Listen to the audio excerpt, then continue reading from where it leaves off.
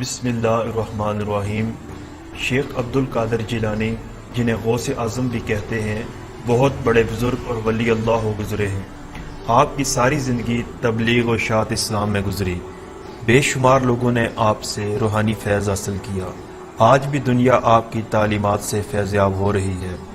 آپ کو بچپن ہی سے علم حاصل کرنے کا بے پناہ شوق تھا۔ آپ نے ابتدائی تعلیم تو اپنے قصبے جیلان میں ہی حاصل کی، لیکن دین کی اعلیٰ تعلیم حاصل کرنے کے لیے بغداد جانا پڑتا تھا۔ اس زمانے میں گاڑیاں اور موٹر کاریں نہ تھیں، اس لیے لوگ قافلوں کی صورت میں پیدل سفر کرتے تھے۔ چنانچہ آپ کی والدہ نے آپ کو بھی بغداد جانے والے قافلے کے ہمراہ روانہ کر دیا۔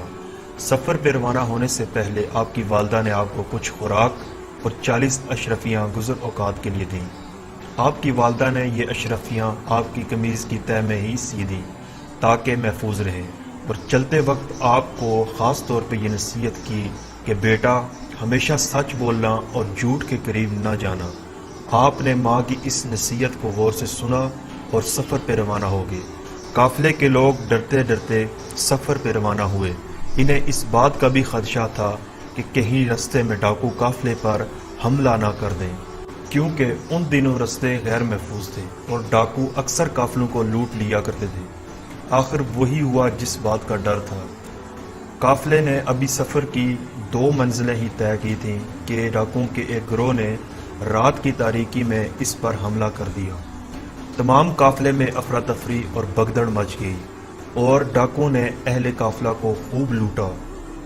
ایک ڈاکو شیخ عبد القادر جیلانی کے پاس آیا اور کہنے لگا، لڑکے تیرے پاس کیا ہے؟ آپ نے جواب دیا، میرے پاس 40 اشرفیاں ہیں جو میری قمیض کی تہہ میں سلی ہوئی ہے۔ ڈاکو نے آپ کی اس بات کو مذاق سمجھا اور ہنستا ہوا آگے گزر گیا۔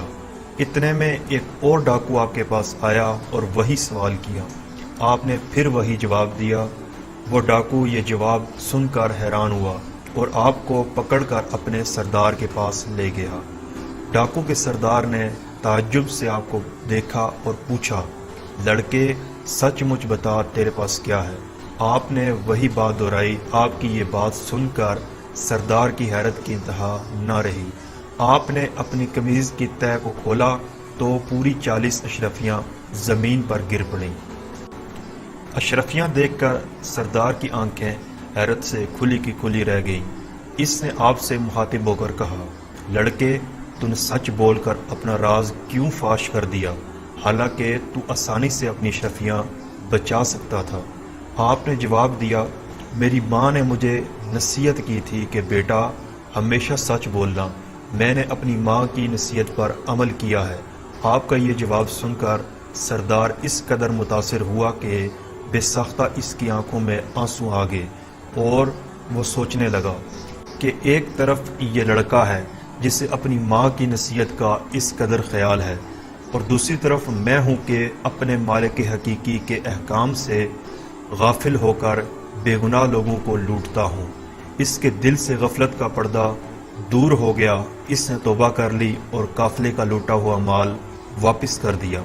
اس طرح آپ کی سچائی کی بدولت ڈاکوؤں کی اصلاح ہو گئی اور وہ نیکی اور پرہیزگاری کی زندگی گزارنے لگے۔